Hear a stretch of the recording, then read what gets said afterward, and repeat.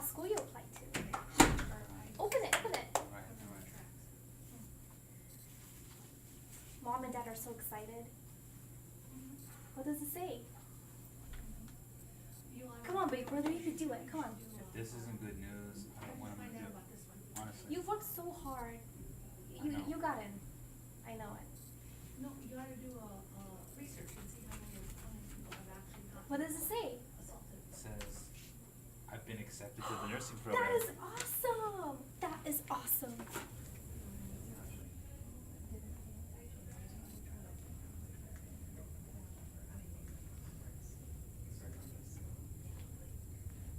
Yeah, I know the test is really hard. Yeah, I'm really struggling. I'm barely scraping by. I don't feel like I even have enough time in the day to get my work done. I'm like, this stuff is all new to me. I don't even know what's going on. It's half like a the new time. language. Yeah, it is. Yeah. And if I don't succeed, I'm gonna be a letdown. And the men in my family, they're all successful. My dad's a doctor. My brother's a surgeon. My mom is she's a nursing instructor, and it's just something that it's almost like I've been Yeah, you bred to gotta do, do it. and I have to Yeah. do it. So I told them I'm quitting my job, and they were upset about that already. Yeah. I feel like I let them down with that. But now it's like I need to get good grades, and so it's a lot of pressure, and I'm hoping I can. I mean, we've been studying every night, hours and hours, and you never feel prepared for that. No. Never feel No. prepared.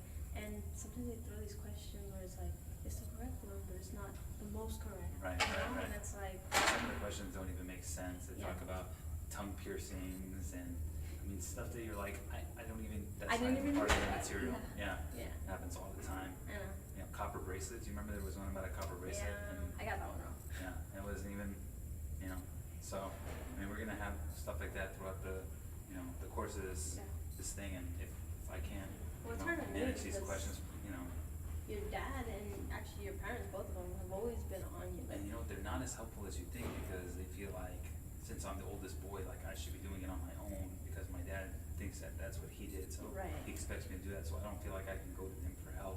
He was always so busy, my mom's always so busy, so, I don't know, we'll see how it goes. I think we'll get there. I hope so. Thanks for listening. All right.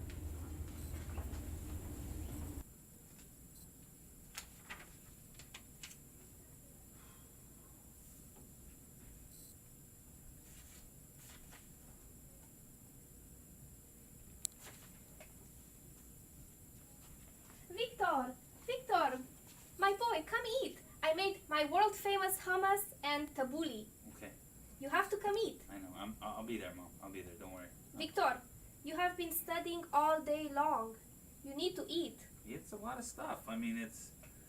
This is why I quit my job, and I know Dad was upset, but I know, Victor, but we expect you to do well in school. Our family here, everyone is doctor, nurse, lawyer. We take pride in these. I know. I'm working. Don't worry. I'll come eat. Question. Yes. You ever get headaches, Mom? Oh, all the time when I fight with your father, I get headaches. But what can I do? I married the guy. But what about like headaches where you can't see anymore, your vision gets blurry, you can't move? Oh, Victor, bloody vision. That is sign of love. You fell in love with girl, maybe. I don't know. That's never happened before. But it's like, as I'm reading the words, everything just doesn't make sense. And it's painful. That is because you don't eat, my boy. You have to eat. All day long, you lock yourself in your room with books and papers. You have to eat. Okay. Well, If you take a little taste of my hummus, you will feel better. what do you think, guys? Should I ask Dad? Hey, Your Dad? father does not know anything. Yeah, but he's a doctor, and maybe he has. Maybe I know he doesn't have a lot of time, but you think maybe he makes some time for? I think maybe you are just stressing out. It's nothing important, I'm sure. You need to eat. Maybe getting some fresh air.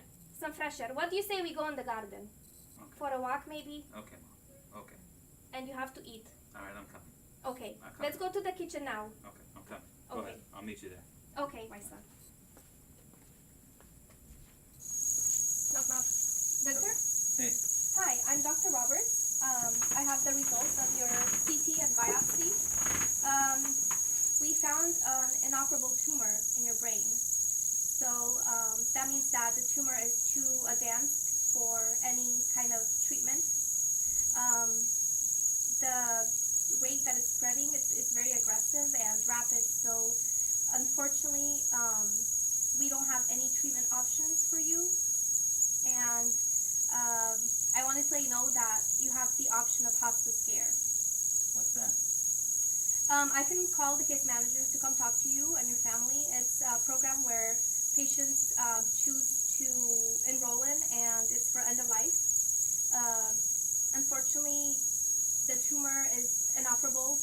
We can't treat it with chemotherapy or radiation. So, your prognosis at this moment, maybe 2 to 3 months.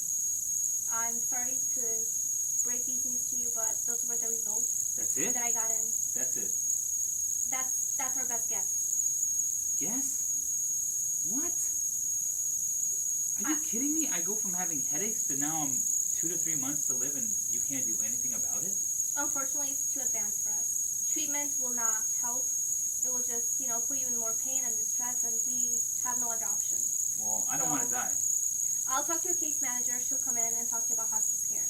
Well, no, I don't want to die. I know what hospice care is. I don't want to die. I understand that. At the moment, there's nothing we can do. So, hopefully, we think 3 months, 2 to 3 months, and I'm truly sorry. And I'm gonna go check on my other patients, and Sure, I I know will you're come busy. to. I know you're busy. Sure. If you have any questions, I'll come do my rounds in about 2 more hours. Okay, Victor. See you later. Come in. Hi, Victor. My name's Sally. I'm the hospice nurse here. Hi. Is it okay to take a seat? Please sit down. What's going on? So, have they talked to you about hospice? I know you're new here. I don't know, what the doctor, how did that go? Well, Dr. Roberts came in, very rude, explained what had happened with the biopsy and the CT. Didn't really go in depth. He was very cold. I don't know, I just felt not, it was very unprofessional. It didn't sound like he cares. I don't know what exactly I have. I don't know why it's inoperable. I don't know why I'm having the headaches. He didn't say anything. All he basically told me was that there's an inoperable tumor. They can't do anything. I'm gonna die in 2 months, and here's hospice. They're basically gonna help you die. So. Okay. So yes, like the doctor said, you do have a tumor, and they can't treat it. I know it's difficult. I know you had told the other nurse earlier how you just finished nursing school. Is that correct? Mm-hmm. So this is a difficult time, and we're here and we understand. Our job now is to make sure that you're okay and that you don't have pain. I know it's not all just about pain, and I apologize that the doctor didn't properly explain or showed any empathy, especially in this hard time for you. But, I just want you to know that we're here to make sure that you're comfortable, okay? That you don't feel alone, and that you're pain-free, and with anything you need, we're gonna be here, okay? Do you understand that? I do. And I want you to feel that you can ask any question you'd like. A lot of people are angry, and that's okay. That's normal. But with time, we try our best to make sure that the time you do have is the best quality that we can offer you to be okay. Are you gonna send, are different people gonna be coming, or does somebody stay there?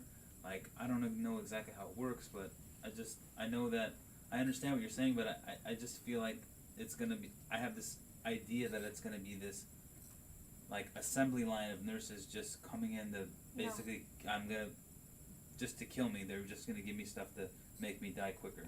The reason why I joined this part of healthcare in hospice was to make sure that I would make it more understandable for people to know that that's not the reason you're here. You're not here just to die, but to actually live the rest of your life peacefully and not to have to worry about dealing with doctor after doctor, nurse after nurse. And so it's a consistent, the consistent nurses and doctors.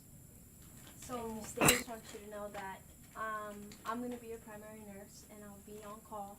So whenever you need me, I can be here, and I want you to feel that you're being cared for and not abandoned or being left here, and whatever we can do, we're here to do that. Okay? Okay. Do you have any questions? No, I feel so much more comfortable with this now. I feel like this was definitely the right move, and it's unfortunate, but I really do feel like that this is going to be a good thing moving forward for the, I guess, the best care possible for me in the rest of my life. Thank you. I appreciate that, Sally. Appreciate it. Not at all. Thank you.